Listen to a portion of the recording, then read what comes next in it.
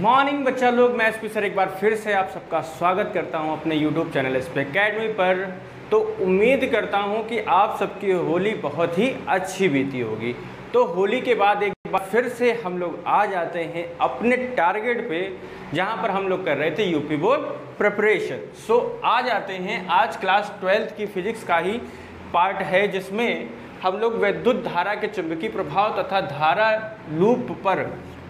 Loop पर volume का आघूर्ण के कुछ इंपॉर्टेंट चीज़ें देखेंगे जो इनसे बार बार रिपीटेड होती रहती। तो आइए देखते हैं इस चैप्टर में क्या है। विद्युत धारा के चुंबकीय प्रभाव मतलब magnetic effect of electric field.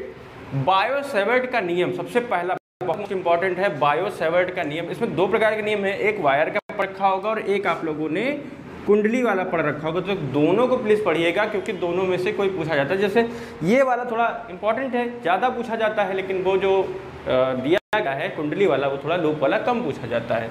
सो देख लेते हैं ये क्या है। इसमें क्या बताया जाता है कि अगर ये धारा है, ये वायर है, वायर में अगर धारा बह रही है, वायर में क्या बह रही है, धारा बह रही है। अगर वायर में धारा बह रही तो उसके चारों तरफ क्या होता है, एक मैग्नेटिक फील्ड उत्पन्न हो जाती है। इस तरीके के अगर लाइव एग्जांपल देखना है तो आप ये समझिए, जो बड़े बड़े खंबे लगे होते हैं, जिनमें देखा होगा ऐसा रावण जैसी आकृति बनी होती है, उसमें बहुत ही मोटे मोटे तार जाया करते हैं। तो अगर उनके देखा जाए तो उन पर एक कुछ ऊंचाई पे एक बोर्ड लगा होता है कि इस ऊंचाई के बाद अब ऊपर नहीं जाइएगा। उस पर ऐसा कंकाल बना होता है, ऐसे ऐसे करके, ऐसे ऐसे डेंजरस का सिंबल बना होता है, जिसके ऊपर आपको नहीं जाना होता है। क्योंकि उसके ऊपर अगर आप जाते हैं तो जो वायर है उसकी मैग्नेटिक फील्ड आ जाएगी, और वो मैग्नेटिक फील्ड क्या करेगी, आपको अपनी तरफ खींच लेगी। तो 21,000 32,000 ऐसे वोल्टेज जो होते हैं उनमें मैग्नेटिक फील्ड ज़्यादा उत्पन्न हो जाती है। तो यही कारण है, उसी चीज़ को एक्सप्लेन करने के लिए बायो-सेवर्ट आए थे। उन्होंने बताया कि अगर आपके पास तार है और उसमें आई करंट बह रही है, अगर उसके पास तार है, एक तार ले लीजिए, वायर ले लीजिए,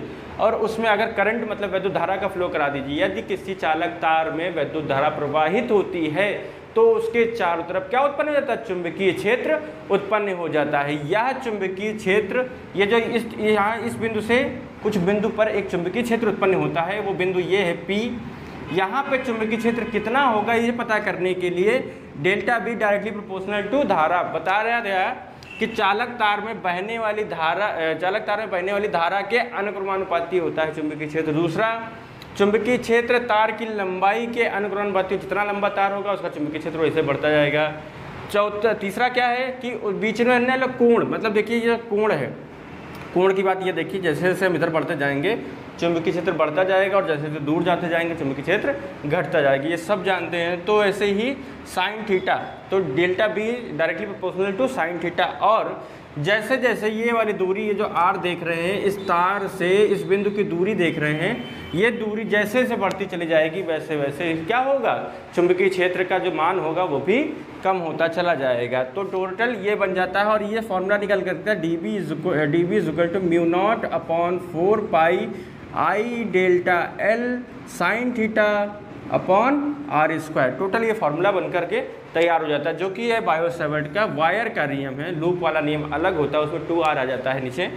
अब देखते हैं दूसरा क्या है। दूसरा है एम्पियर परिपथी नियम। एम्पियर परिपथी नियम उन्होंने क्या बताया कि बी और डेल्टा का जो इंटीग्रेशन होता है वो म्यू नॉट और आई का क्या होता है, प्रोडक्ट के बराबर, प्रोडक्ट मतलब गुणनफल के बराबर होता है। मतलब अगर डेल्टा बी का क्लोज्ड मतलब क्लोज्ड पाथ, ये मान लीजिए जैसे क्लोज्ड सरफेस है, जैसे हम लोगों ने गॉस थ्योरम में पढ़ा था, क्लोज सरफेस, जो भी ये सर्कल बना होता है जब भी इंटीग्रेशन के ऊपर, तो वो क्या बताता है, क्लोज सरफेस। क्लोज सरफेस का जो इंटीग्रेशन है वो कितना होता है, आई के म्यू नॉट टाइम्स होता है। जैसे गॉस की प्रमेय पढ़ी थी, बिल्कुल सेम ऐसे, वहाँ 1 था, यहाँ पे आई म्यू नॉट टाइम्स होता है। मतलब आई तथा म्यू नॉट पे गुणनफल होता है, या आई का म्यू नॉट गुना होता है, ऐसी समथिंग को डेफिनेशन लिखी। नेक्स्ट है टोराइड। टोराइड का पढ़ लीजिए। टोराइड का चुंबकीय क्षेत्र B equal to mu naught N I upon 2 pi R होता है। Mu naught N I 2 pi R होता है। ये जो म्यू नॉट का है ये टोराइड के लिए है। तो टोराइड की डेफिनेशंस क्या हैं उनको आप एक बार पढ़ लीजिएगा, ये भी इंपॉर्टेंट है, पूछ लिया जाता है।